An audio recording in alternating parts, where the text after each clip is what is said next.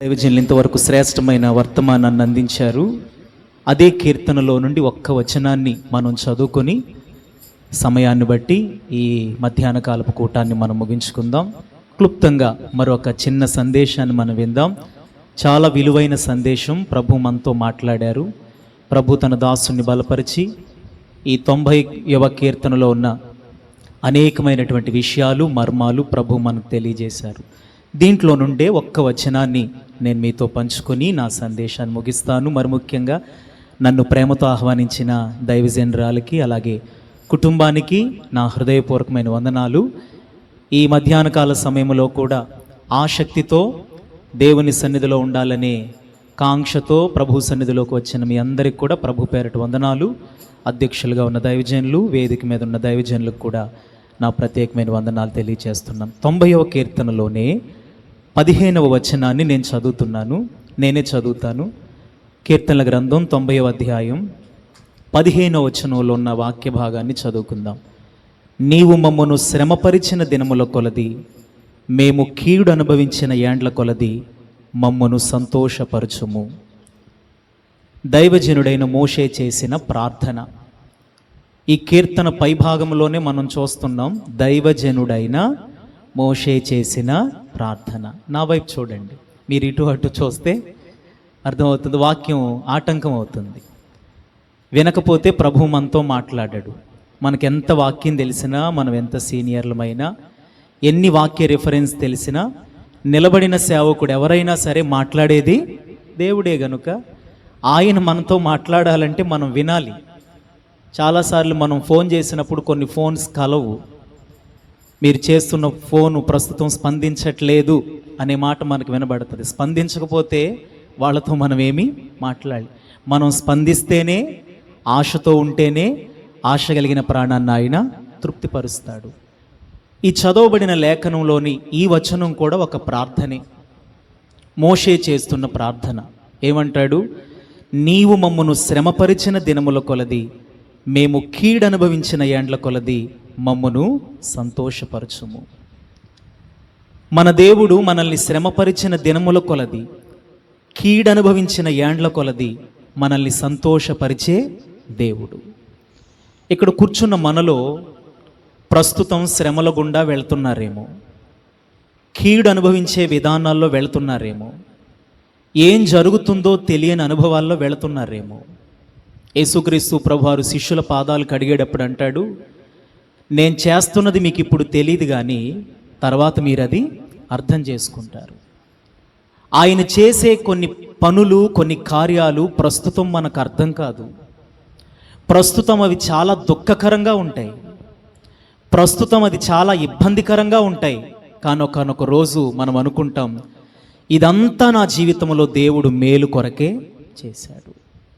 యోసేపు అంటాడు అన్నదమ్ములతో, మీరు నాకు కీడు చేయాలని ఉద్దేశించారు, కానీ జరిగిన ఈ సంభవాలన్నీ కూడా ఆయన సంకల్పం ద్వారానే జరిగాయి, ఆయన చిత్తానుసారంగానే జరిగాయి. మీరు నాకు కీడు చేయాలనుకున్నారు, కానీ బహు ప్రజలను బ్రతికించున్నట్లుగా దేవుడు మేలుకే దీన్ని ఉద్దేశించాడు. మన దేవుడు శ్రమపరిచి, మన దేవుడు శ్రమల గుండా మనల్ని నడిపించి మనల్ని సంతోషపెట్టే దేవుడు. దేవునికి మహిమ కలుగునుగాక. ఎంత చక్కని మాట. నీవు మమ్మను శ్రమపరిచిన దినముల కొలది, మేమెంత శ్రమనైతే అనుభవించామో, ఎంత కీడైతే మేము అనుభవించామో అంతగా మమ్మను సంతోషపరిచయ్యా. ఆత్మీయ యాత్ర అనేది ఆనందంగా ముందుకు సాగేది కాదు, శ్రమల మార్గమే. ఈ శ్రమలు వచ్చినప్పుడు చాలామంది దేవుణ్ణి, విశ్వాసాన్ని విడిచిపెట్టే వాళ్ళు కూడా ఉంటారు. దేవుని మీద అలిగి విశ్వాసం, ఒక శ్రేష్టమైన దేశానికి దేవుడు వాళ్ళని చేర్పించాడు. దీన దశలో ఉన్నప్పుడు మనల్ని ఆయన జ్ఞాపకం చేసుకునే దేవుడు. ఇదే కీర్తనలు అంటాడు, అసలు మనిషిని జ్ఞాపకం చేసుకోవడానికి మనిషి ఏ పాటివాడు? నువ్వు కలగజేసిన సూర్యచంద్ర నక్షత్రాలను నేను చూడగా, ఇందాక దైవజనులు జ్ఞాపకం చేశారు, అసలు ఆయన సింహాసనమే ఆకాశం, ఆయన పెట్టుకునే పాదపీఠమే భూమి అయితే మనల్ని జ్ఞాపకం చేసుకోవడానికి మనం ఏ పాటి వాళ్ళమండి? ఏ పాటి వాళ్ళం మనం దేవుడు జ్ఞాపకం చేసుకోవడానికి? అయినా సరే మనం దీన దశలో ఉన్నప్పుడు మనల్ని ఆయన జ్ఞాపకం చేసుకున్నాడు. వాళ్ళు శ్రమపడిన దినాల కంటే దేవుడు వాళ్ళని సంతోషపెట్టాడు. యోసేపు శ్రమపడిన దినాల కంటే యోసేపును దేవుడు సింహాసనాన్ని ఎక్కించాడు. యోబు శ్రమపడిన దినముల కంటే అంటాడు, యోబే అంటాడు, ఆయన నన్ను శోధించాడు, ఆయన నన్ను నలగొట్టాడు, శ్రేష్టమైన జీవితాన్ని దేవుడు నాకు ఇవ్వబోతా ఉన్నాడు. నువ్వు శ్రమపడిన దినముల కంటే, మరల ఈ మాటే చెబుతున్నా, బహుశా శ్రమ గుండా వెళుతున్నావేమో, అవమానాల గుండా వెళుతున్నావేమో, కన్నీళ్ల గుండా వెళుతున్నావేమో, కీడు గుండా వెళుతున్నావేమో, ఏం జరుగుతుందో అర్థం కావట్లేదేమో. ఇక్కడ నుండి వెళ్ళేటప్పుడు కూడా ఈ మోషే చేసిన ప్రార్థన చేసే ఈ మధ్యాహ్నం ఇక్కడి నుంచి బయలుదేరాలి. నేను శ్రమపడిన దినముల కంటే, కీడు అనుభవించిన ఏండ్ల కంటే నాకు ఒక సంతోషాన్ని, ఆనందాన్ని దాచిపెట్టిన దేవుడు గనుక దాన్ని నేను అనుభవించేటట్లుగా నాకు సహాయం చేయ ప్రభు. నువ్వు ప్రార్థన చేయగలిగితే, హృదయపూర్వకంగా దేవుని సందులో నువ్వు మొర్ర పెట్టగలిగితే, నీ దీన దశలో నిన్న ఆయన జ్ఞాపకం చేసుకుంటాడు. రోజు లేవడమేనండి వాళ్ళ పనంతే. రోజు లేవాలి, గడ్డిని కూర్చుకోవాలి, ఇటుకలు చేయాలి, మట్టి, ఇంకా పనంతే. వాళ్ళు బరువులు మొయ్యాలి. బ్రతుకంతా అలాగే వెళ్ళిపోతూ ఉంది, బ్రతుకు కొనసాగుతూ ఉంది.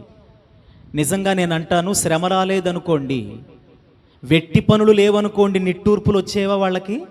చెప్పండి. వెట్టి పనులే లేకపోతే నిట్టూర్పులు వచ్చేవి కాదు. యోసేపు ఉన్నప్పుడు చాలా బాగా జరిగింది, చాలా అద్భుతంగా జరిగింది. యోసేపును ఎరుగని క్రొత్త రాజు వచ్చిన తర్వాత ఇక శ్రమలు ప్రారంభమయ్యాయి, ఇబ్బందులు ప్రారంభమయ్యాయి, శోధనలు ప్రారంభమయ్యాయి. ఇక ఏడవడం ప్రారంభించారు. దేవుడు వాళ్ళ మూలుగులు విన్నాడు, దేవుడు వాళ్ళ కన్నీళ్లు చూచాడు. బైబిల్లో ఒక చక్కని వాగ్దానం ఉంటుంది, వారి భుజము మీద నుండి దేవుడు బరువును దించేశాడట. వారి చేతులు మోత గంపలను ఎత్తకుండా దేవుడు వాళ్ళని విడుదల చేశాడని రాయబడింది. ఏ బరువుతో ఉన్నావో నాకు తెలియదు, ఏ భారాన్ని మోస్తున్నావో నాకు తెలియదు, ఏ విషయంలో నువ్వు కృంగిపోతున్నావో నాకు తెలియదు. ఈ దేవుడు నీ మూలుగును వినే దేవుడు, నీ కన్నీళ్లను చూచే దేవుడు. నిన్ను శ్రమపరిచిన దానికంటే కావాలనే కొన్నిసార్లు దేవుడు మనల్ని శ్రమపరుస్తాడు. మేలు కొరకే ఆయన మిమ్మల్ని శిక్షిస్తాడు అని హెబ్రీ పత్రికలో ఉంది. దేని కొరకంట? దేవ స్వభావంలో మనం పాలు పొందడానికే, మన మేలు కొరకే చాలాసార్లు దేవుడు ఏం చేస్తాడు? శిక్షిస్తాడు. నీ మేలు కొరకే నిన్ను నలగొడతాడు. నీ విశ్వాసానికి పరీక్ష కలుగుతుంది, నీ విశ్వాసానికి శ్రమ కలుగుతుంది. నువ్వు ఓర్చుకుంటున్నావో లేదో చూస్తాడు, శ్రమలలో నువ్వు ఎట్లా ఉంటున్నావో చూస్తాడు. శ్రమ ద్వారా నిన్ను ఆయన సంపూర్ణంగా మారుస్తాడు. ఎలా మారుస్తాడు? శ్రమలోనే సంపూర్ణమవుతాం. యేసుక్రీస్తు ప్రభువారు కూడా పొందిన శ్రమల ద్వారా సంపూర్ణ సిద్ధి పొందాడంట. ఆయన ఏం పొందాడు? మనం ఆరాధించే దేవుడే శ్రమ పొంది సంపూర్ణుడయ్యాడు. ఆయన ఆరాధించే మనం కూడా శ్రమల ద్వారా వెళ్ళాలి, ఇబ్బందుల ద్వారా వెళ్ళాలి. జలములలో వెళతాం కానీ మనం ఏమవమాట? మునిగిపోము. అగ్నిలోకి వెళతాం కానీ మనం కాల్చజాలు. వెళ్ళాల్సిందే, అగ్నిలోకి వెళ్ళాలి, జలముల ద్వారా వెళ్ళాలి, సముద్రాలు దాటుకుంటూ వెళ్ళాలి, ఆటంకాలు దాటుకుంటూ వెళ్ళాలి, ఇబ్బందులు దాటుకుంటూ వెళ్ళాలి. కానీ దాంట్లో మనం ఏం చేయబడమట? మునిగిపోం. అగ్ని మనల్ని కాల్చజాలదు. ఎందుకనంటే ఆయన మనతో ఉన్నాడు గనుక, మనల్ని ఆయన నడిపిస్తున్నాడు గనుక. శ్రమపడిన దినముల కొలది, అయ్యా నలిగిపోతున్నానయ్యా, అయ్యా కృంగిపోతున్నానయ్యా, నేనెంత శ్రమపడ్డానో, నేనెంత కీడు అనుభవించానో, నేనెంత అవమానాలు గుండా వెళ్ళానో, నన్నంత సంతోషింప చేయగలిగిన దేవుడవు. సమస్తము నా మేలు కొరకు ప్రభు జ్ఞాపకం చేసుకొనును గాక. రెండవ మాట ఇదే కీర్తనల్లో 103వ కీర్తన, కీర్తనలు 103వ కీర్తన 14వ వచనం. ఇక్కడ కూడా ఈ మాట రాయబడింది. కీర్తనలు 103వ కీర్తన 14వ వచనం. మనము నిర్మింపబడిన రీతి ఆయనకు తెలిసే ఉన్నది, మనము మంటివారమని ఆయన జ్ఞాపకం చేసుకుంటున్నాడు. ఎవరు మంట మనం? చెప్పండి. నీ బలం తెలుసు, నీ బలహీనతలు తెలుసు, నువ్వెట్లా నిర్మింపబడ్డావో ఆయనకు తెలుసు. ఎందుకని? ఆయన చేతులే మనల్ని నిర్మించి మనకు అవయవ నిర్మాణం చేశాయని రాయబడింది. నువ్వేంటో ప్రభువుకు తెలుసు గనుక మంటివారం అని మనల్ని ఆయన జ్ఞాపకం చేసుకుంటున్నాడు. నీ బలం ఏంటో, నీ బలహీనత ఏంటో ప్రభువుకు తెలుసు. ప్రభువు దగ్గర మనం దాగలేము. నిన్ను జ్ఞాపకం చేసుకుంటున్నాడు. కింద అంటాడు, నరుని ఆయువు గడ్డివలే ఉన్నది, అడవి పువ్వు పూయినట్లు వాడిపోయిను, దాని మీద గాలి వీచగా అది లేకపోవును, ఆ మీదట దాని చోటు దాన్ని ఎరగదు. నువ్వు మట్టి అని ఆయన జ్ఞాపకం చేసుకుంటున్నాడు. ఈ మంటి ఘటాలలో మహిమైశ్వర్యాన్ని ఆయన నింపాడండి. మంటివారం మనం. చాలాసార్లు మనం అతిశయపడతాం కదా, నేను ఇది నేను అది అని అతిశయపడతాం కదా. మనకున్న వాటిని బట్టి అతిశయపడతాం కదా. బైబిల్ అంటుంది, జ్ఞాని తన జ్ఞానాన్ని బట్టి అతిశయించకూడదు, శూరుడు తన శౌర్యాన్ని బట్టి అతిశయింపకూడదు, ఐశ్వర్యవంతుడు తన ఐశ్వర్యాన్ని బట్టి అతిశయించకూడదు.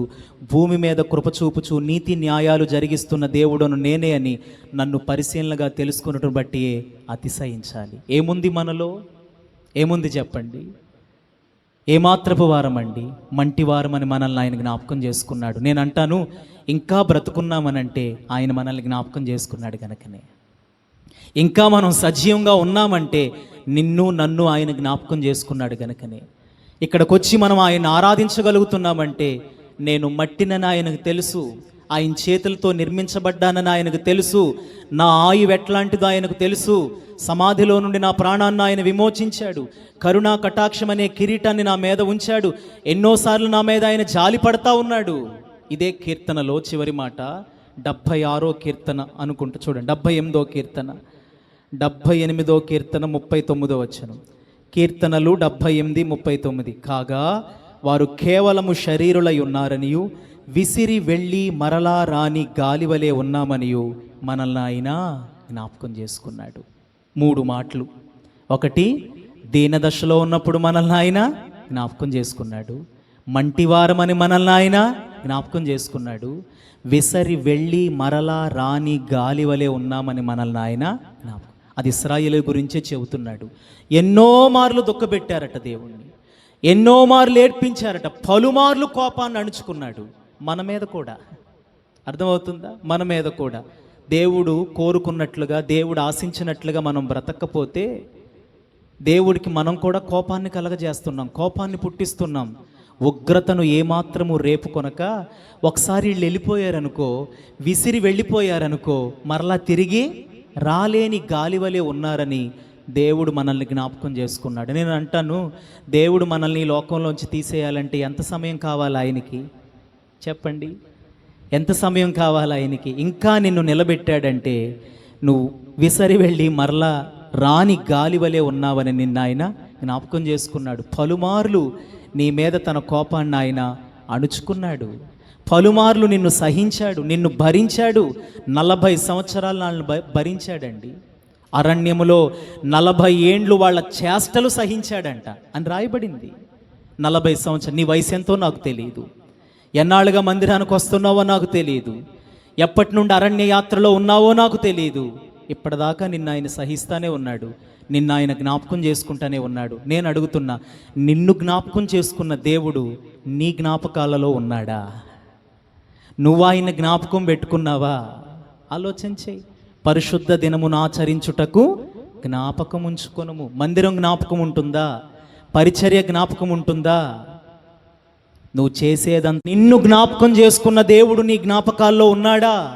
దీనదశలో జ్ఞాపకం చేసుకున్న ఇశ్రాయేళ్లకు దేవుడు జ్ఞాపకం లేడండి.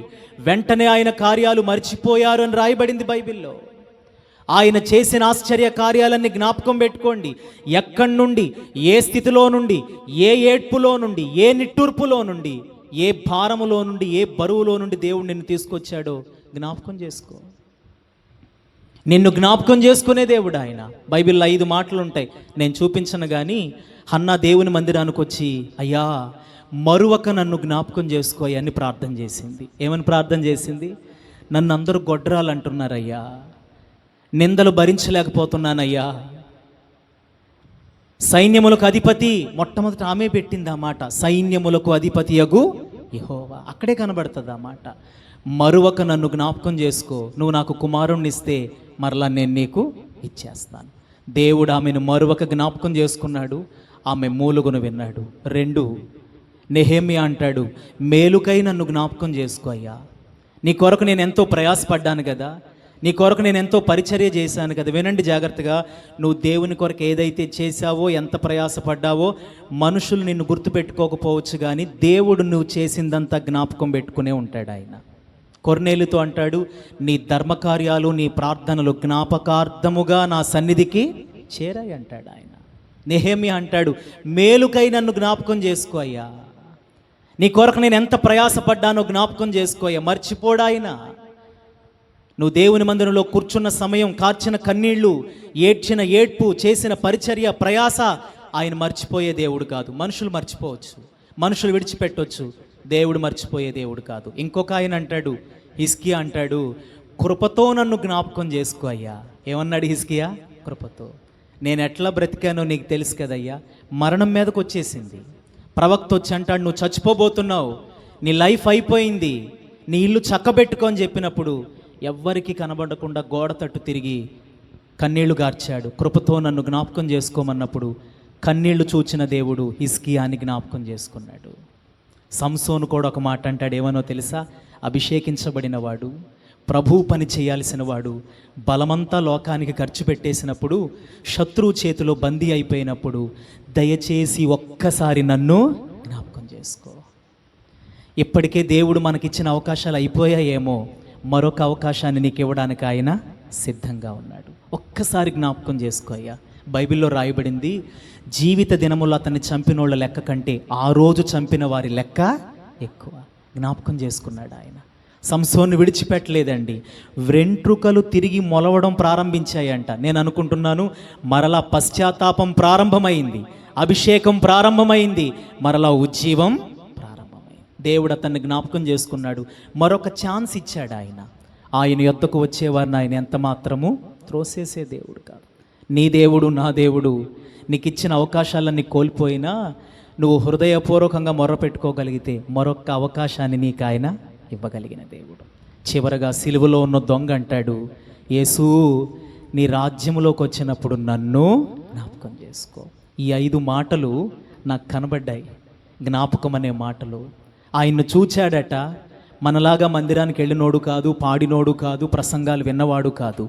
ఆయనకు సమీపంగా వచ్చినప్పుడు ఆయన సమీపంలో ఉండగానే ఆయన్ని వేడుకున్నాడు. ఇద్దరి వైపు చేతులు చాపాడు. 136వ కీర్తన, కీర్తనల గ్రంథం 136వ కీర్తన 23వ వచనాన్ని చదువుతున్నా. అన్ని కీర్తనల్లో నుండి నేను చదివి ముగిస్తాను. 136వ కీర్తన 23వ వచనాన్ని, మనము దీన దశలో ఉన్నప్పుడు ఆయన మనలను జ్ఞాపకం చేసుకొనేను, ఆయన కృప నిరంతరముండును. మన దేవుడు మనల్ని జ్ఞాపకం చేసుకునే దేవుడు. ఎవరండి ఆయన? జ్ఞాపకం చేసుకునే దేవుడు. ఎప్పుడు జ్ఞాపకం చేసుకున్నాడంట? వినాలి. ఎప్పుడు జ్ఞాపకం చేసుకున్నాడు? దీన దశలో ఉన్నప్పుడు జ్ఞాపకం చేసుకున్నాడు. ఈ కీర్తనంతా కూడా ఇశ్రాయేలుల జీవితంలో జరిగినటువంటి మేళ్లను బట్టి ప్రభువును స్తుతిస్తూ రాయబడిన కీర్తన. ఈ కీర్తన కూడా ఎవరు రాశారో తెలియదు, కానీ ప్రతి కీర్తన తర్వాత ఆయన కృపా నిరంతరముండును, ఆయన కృపా నిరంతరముండును, ఆయన కృపా నిరంతరముండును. ఇశ్రాయేలీల జీవితంలో ప్రభు ఏ కార్యాలైతే చేశాడో, ఎక్కడి నుండైతే దేవుడు వాళ్ళని విడిపించాడో, ఏ ఏ అనుభవాల గుండా దేవుడు వాళ్ళని బయటకు తీసుకొచ్చాడో అవన్నీ జ్ఞాపకం చేసుకుంటూ వినాలి. చివరకు వచ్చేసరికి అంటారు, మేము దీన దశలో ఉన్నప్పుడు ఆయన మమ్మల్ని జ్ఞాపకం చేసుకున్నాడు. ఇశ్రాయేలీల దీనదశ ఏంటండి? ఇశ్రాయేలీలు వెళ్ళిన దీనదశ ఏంటంటే 430 సంవత్సరాలు వాళ్ళు కన్నీళ్లతోనే గడిపారు. 430 సంవత్సరాలు పొద్దున్నే లేవడం, బరువులు మోయడం, ఇటుకలు తయారు చేయడం, ఇందాక విన్నాం కదా, అదే పరిస్థితి గుండా వాళ్ళు వెళ్ళారు. బైబిల్లో రాయబడింది, వారు నిట్టూర్పులు విడిచినప్పుడు, వాళ్ళు మూలిగినప్పుడు దేవుడు పితరులను జ్ఞాపకం చేసుకున్నాడు, నిబంధన జ్ఞాపకం చేసుకుని వాళ్ళ దీన దశలో దేవుడు వాళ్ళని ఏం చేసుకున్నాడు? జ్ఞాపకం చేసుకున్నాడు.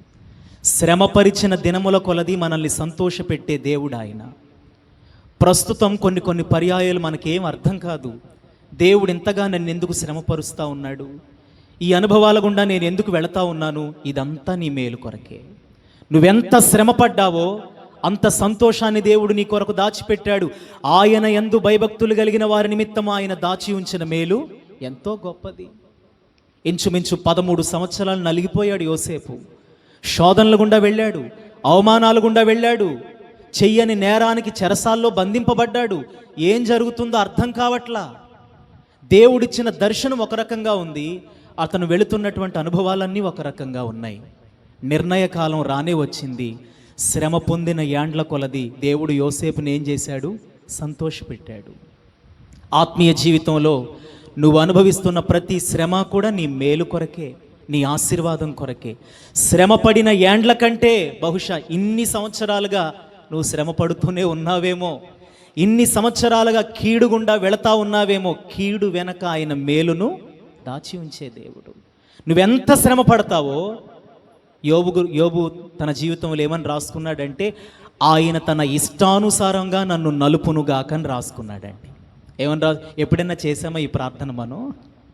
దేవుడు తన ఇష్టానుసారముగా నన్ను నలుపునుగాక. ఎంత శ్రమ పడ్డాడో, ఎంత అవమానాలు గుండా వెళ్ళాడో యోబు జీవితాన్నంతా ఒక్క మాటలో చెప్పేయాలంటే, అన్నీ కలిగినవాడు, అన్నీ కోల్పోయినవాడు, మరలా అన్నీ పొందుకున్నవాడు. మహిమ కలుగునుగాక. అన్నీ కలిగినవాడు, అన్నీ కోల్పోయాడు, అన్నీ మరలా పొందుకున్నాడు. శ్రమ పడిన దానికంటే రెండంతల ఆశీర్వాదాన్ని దేవుడు యోబుకి ఈ కీర్తనలో కూడా అదే అంటున్నాడు. మోషే ప్రార్థన చేస్తున్నాడు, అయ్యా మమ్మల్ని ఎంత శ్రమ పరిచావో, మంచిది, శ్రమ పొందడం మాకు మంచిది. దేవుడు ఎవరిని ప్రేమిస్తాడో వాళ్ళనే గద్దించి శిక్షిస్తాడండి. దేవుడు నిన్ను శ్రమ పెడుతున్నాడంటే నీ ఆత్మీయ జీవితంలో నీకు ఒక ఉన్నతమైన స్థితిని దేవుడు దాచిపెట్టాడని అర్థం. నువ్వు కార్చిన కన్నీళ్లను నాట్యంగా మార్చగలిగిన దేవుడు. నువ్వెంతైతే నలిగిపోయావో, నువ్వు శోధించబడిన తర్వాత, నలగొట్టబడిన తర్వాత దేవుడు నిన్ను సువర్ణంగా మారుస్తాడు. ప్రస్తుతం నీకేమీ అర్థం కాకపోయినా, పరిస్థితులు ఏమీ నీకు అర్థం కాకపోయినా, బైబిల్లో రాయబడింది, నువ్వెంత శ్రమ పడ్డావో శ్రమ పడిన దినముల కొలది తీసుకున్నాడా లేదా? చెయ్యి చాపినటువంటి ఆ వ్యక్తికి, నోరు తెరచి రక్షించమని వేడుకున్న ఆ వ్యక్తిని ఆ రోజే పరదేశకు తీసుకుని వెళ్ళిపోయాడు. నా ప్రశ్న, నిన్ను జ్ఞాపకం చేసుకున్న దేవుడు నీకు జ్ఞాపకం ఉన్నాడా? ఆయన మందిరం, ఆయన పరిచర్య, ఆయన వాక్యం, ఆయన నీకు ఇచ్చిన వాగ్దానాలు జ్ఞాపకంలో ఉన్నాయా? ఒకసారి ఆలోచన చేయి. దీనదశలో ఉన్నప్పుడు నిన్ను జ్ఞాపకం చేసుకున్న దేవుడు నీ స్థితిని అలాగే ఉంచే దేవుడు కాదు. నువ్వెక్కడున్నావో అక్కడి నుండి ఉన్న స్థితిలోంచి దేవుడు నిన్ను ఉన్నతమైన స్థితిలోకి ఆయన లేవనెత్తగలిగిన దేవుడు. మంటివాడవని నిన్న ఆయన జ్ఞాపకం చేసుకున్నాడు. 3, విసరి వెళ్ళి మరలా రాని గాలి వలె ఉన్నావని నిన్న ఆయన జ్ఞాపకం చేసుకున్నాడు. నువ్వు కూడా అడుగు, అయ్యా మరువకుండా నన్ను జ్ఞాపకం చేసుకో, కృపతో నన్ను జ్ఞాపకం చేసుకో, నీ రాజ్యముతో వచ్చినప్పుడు నన్ను జ్ఞాపకం చేసుకో, మేలుకై నన్ను జ్ఞాపకం చేసుకోమని హృదయపూర్వకంగా ప్రభు సన్నిధిలో మొర్రపెట్టగలిగితే నేడే ప్రభు నిన్ను జ్ఞాపకం చేసుకుని, నువ్వు శ్రమపడిన దినముల కంటే, కీడనుభవించిన ఏండ్ల కంటే నిన్ను సంతోషింప చెయ్యునుగాక. మోకరించండి, ప్రార్థన చేద్దాం. ప్రార్థనలో నడిపిస్తారు. అయ్యా నీవు మమ్మను శ్రమపరిచిన దినముల కొలది, మేము కీడనుభవించిన ఏండ్ల కొలది మమ్మల్ని సంతోషింపజేసే దేవుడవు. 430 సంవత్సరాలు శ్రమపడ్డారు, కీడనుభవించారు. గొర్రెపిల్ల రక్తము ద్వారా మీరు ఇశ్రాయేలీల్ని విమోచించి విడిపించి శ్రేష్టమైనటువంటి స్వాస్యాన్ని మీరు ఇశ్రాయేలుకు అనుగ్రహించిన దేవుడవు. యోబు శ్రమపడిన తర్వాత సువర్ణంగా మార్చిన దేవుడవు. మా మేలు కొరకే మమ్మల్ని శిక్షించి మమ్మల్ని సువర్ణంగా మార్చే దేవుడవు. ఈ అరణ్య యాత్రలో జలములలో బడి మేము వెళ్ళాలి, అగ్నిలో బడి మేము వెళ్ళాలి, అయినా అవి మా మీద పారవు, మేము అగ్నిలో కాల్చబడము. మీరు మాతో మాట్లాడి మమ్మల్ని ఆదరించినందుకు వందనాలు నాయన. తరతరాలకు మాకు నివాస స్థలము నీవే నాయన. భూమిని లోకాన్ని పుట్టింపక మునుపు యుగయుగాలు నీవే దేవుడవు నాయన. విశ్వాస్యత గలవాడవే మమ్మల్ని శ్రమపరుస్తావు, అట్లా శ్రమలోనే మమ్మల్ని ఉంచే దేవుడవు కాదు. కీడనుభవించిన ఏండ్ల కంటే మమ్మల్ని సంతోషింపజేసే దేవుడవు. మా కన్నీళ్లను నాట్యముగా మార్చగలిగిన దేవుడవు. మంటివారమని మమ్మల్ని జ్ఞాపకం చేసుకుంటున్న దేవుడవు. మేమేంటో మీకు తెలుసు, మా బలహీనతలు, మా బలం మీకు తెలుసు. విసరి వెళ్ళి మరలా రాని గాలి వలె ఉన్నామని మమ్మల్ని జ్ఞాపకం చేసుకునే దేవుడవు. అయ్యా కృపతో మమ్మల్ని జ్ఞాపకం చేసుకో అయ్యా. మరొక మమ్మల్ని జ్ఞాపకం చేసుకో అయ్యా. ఒక్కసారి మమ్మల్ని జ్ఞాపకం చేసుకో అయ్యా. నీ రాజ్యముతో వచ్చినప్పుడు మమ్మల్ని జ్ఞాపకం చేసుకో అయ్యా. మేలుకై మమ్మల్ని జ్ఞాపకం చేసుకో అయ్యా. అయ్యా చాలాసార్లు మేము అనుకుంటున్నాం, మాకు వచ్చే శ్రమల్లో మమ్మల్ని మర్చిపోయావేమో, మమ్మల్ని విడిచిపెట్టేశావేమో, అందుకే ఈ శ్రమ, అందుకే ఈ దుఃఖం, అందుకే ఈ భారం అని మేము అనుకుంటా ఉన్నాము. గర్భమున పుట్టిన బిడ్డను తల్లి మరచును గాని, వారైనా మరచుదురు గాని నేను నిన్ను మరువనని వాగ్దానం చేసిన దేవుడవు. అరచేతుల్లో మమ్మల్ని చెక్కుకున్న దేవుడవు. అయ్యా నాయన, ప్రస్తుతం సమస్తం మాకు దుఃఖంగా కనబడవచ్చు, ఏం జరుగుతుందో తెలియని అనుభవాల గుండా మేము వెళుతూ ఉండవచ్చు. నువ్వు చేసేది మాకిప్పుడు అర్థం కాకపోవచ్చు కానీ ఒకానొక రోజు సమస్తము మా మేలు కొరకే చేశావని, సింహాసనం ఎక్కించడానికే చేశావని యోసేపుకు అర్థమైనట్లుగా మా జీవితాలలో కూడా మమ్మల్ని జ్ఞాపకం చేసుకునే దేవుడవు.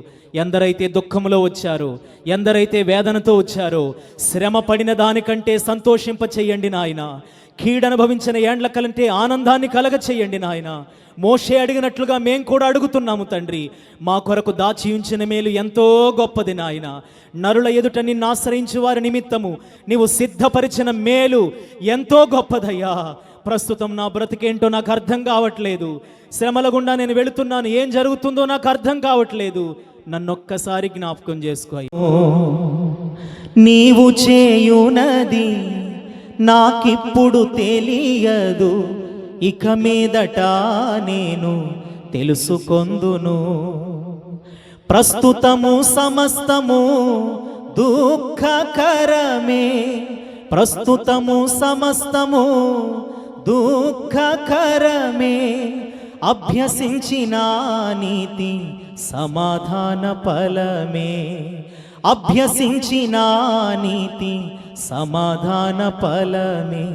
అంతా నా మేలుకే ఆరాధన యేసుకే, అంతా నా మంచికే. తన చిత్తమునకు తల వంచితే, తన చిత్తమునకు తల వంచితే ఆరాధన ఆపను, స్తుతించుట మానను.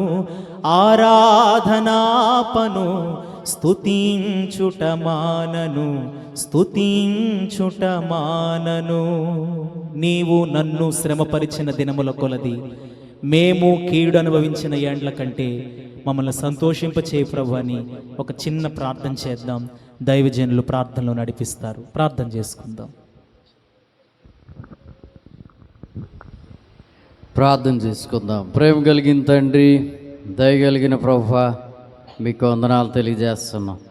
మీ దాసులను మీరు ఇంతవరకు బలపరిచి ఒకరి తర్వాత ఒకరిని మీరు నిలబెట్టుకుని మాట్లాడిన విధానం కొరకే స్తోత్రాలు.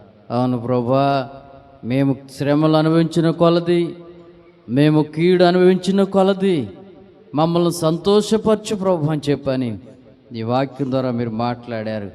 నిజమే ప్రభువా, నువ్వు చేసే మేలులు మాకు తెలీదు, ఇక ముందు వాటిని అనుభవిస్తారన్నావు తండ్రి. ఆ విధంగా అనుభవించి మీలో ముందుకు సాగిపోయే కృపను అనుగ్రహించి నడిపించి ప్రభు, ఈ రెండో కూడికల మీ దాసులు ఒకరి తర్వాత ఒకరిని మీరు నిలబెట్టి అందించిన వర్తమానాలు బట్టి మీకే వందనాలు, స్తుతులు, స్తోత్రాలు చెల్లించుకుంటూ యేసు నామమున అడిగి వేడుకుంటున్నాము తండ్రి, ఆమేన్. మన తండ్రి అయిన దేవుని దయ, కుమారుడైన యేసుక్రీస్తు కృప, పరిశుద్ధాత్మ సహవాసం ఇప్పుడు ఎల్లప్పుడు మనందరికి నిత్యము సదాకాలం తోడయుండి నడిపించునుగాక. ఆమేన్, ఆమేన్. అందరికీ వందనాలు. ఇప్పుడు వరకు